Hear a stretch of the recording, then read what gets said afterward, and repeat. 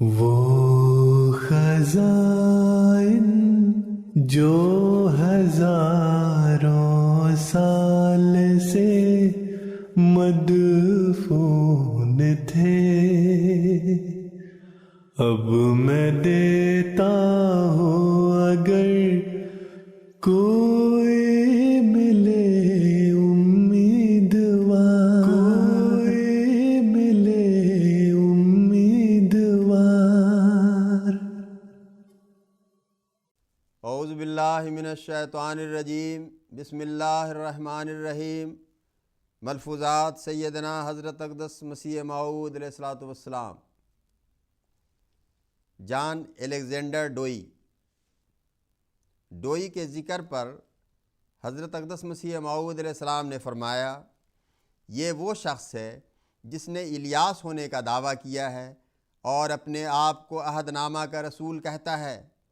ہم نے اس کو دعوت کی ہے کہ اگر تو یسوع مسیح کو خدا سمجھتا ہے تو میں سچ کہتا ہوں کہ میں خدا کی طرف سے مسیح موعود ہو کر آیا ہوں، پس تو اس قسم کی دعا کر کہ ہم دونوں میں سے جو کاذب ہے وہ پہلے ہلاک ہو۔ یہ جوش زیادہ تر مجھے اس لیے آیا ہے کہ اس نے تمام مسلمانوں کے ہلاک ہونے کی پیش گوئی کی ہے۔ یہ شخص اسلام کا بڑا دشمن ہے۔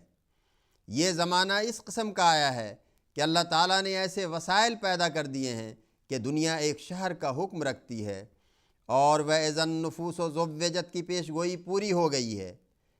اب سب مذاہب میدان میں نکل آئے ہیں، اور یہ ضروری امر ہے کہ ان کا مقابلہ ہو، اور ان میں ایک ہی سچا ہوگا اور غالب آئے گا۔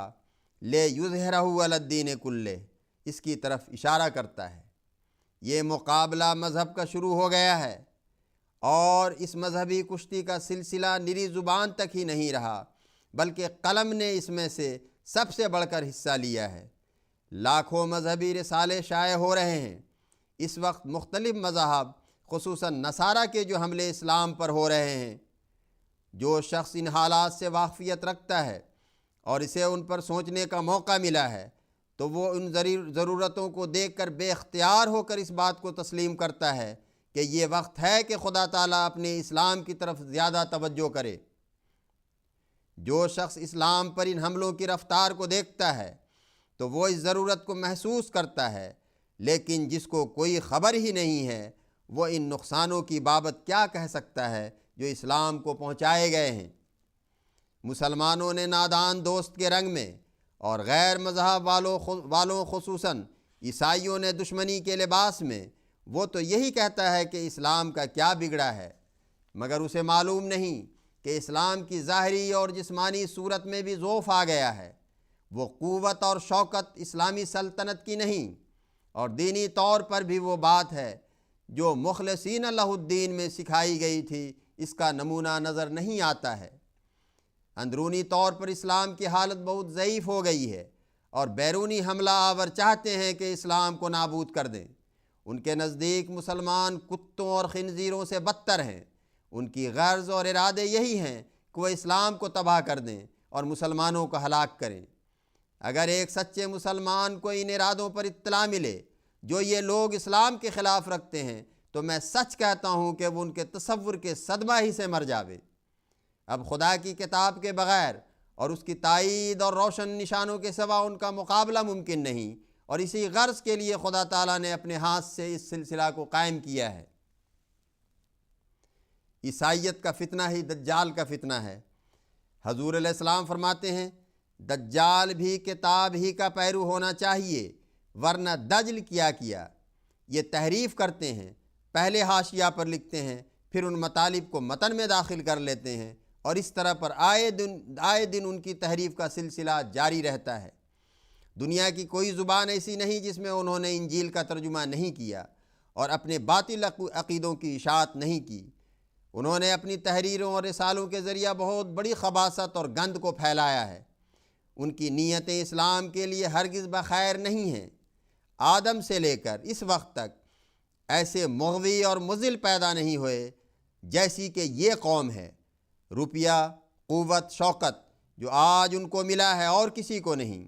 میں پوچھتا ہوں کہ یہ قوم اسلام کے معدوم کرنے میں کس قدر کوشش کرتی ہے اور کیا کیا طریق انہوں نے اختیار کیے ہیں اور اپنے ارادوں اور کوششوں میں کہاں تک کامیابی اس نے حاصل کی ہے۔ اب اس سوال کا جواب سوچ کر کوئی ہمیں بتائے کہ جب یہ عظیم الشان فتنہ اور اسلام کے لیے دشمن ہے تو پھر اس کی پیش گوئی بھی تو ضرور ہونی چاہیے تھی، پھر وہ کہاں ہے؟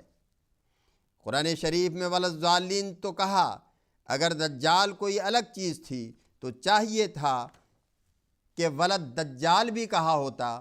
غیر المغضوب اور ولضالین کے متعلق تمام مفسر متفق ہیں کہ ان سے یہودی اور عیسائی مراد ہیں۔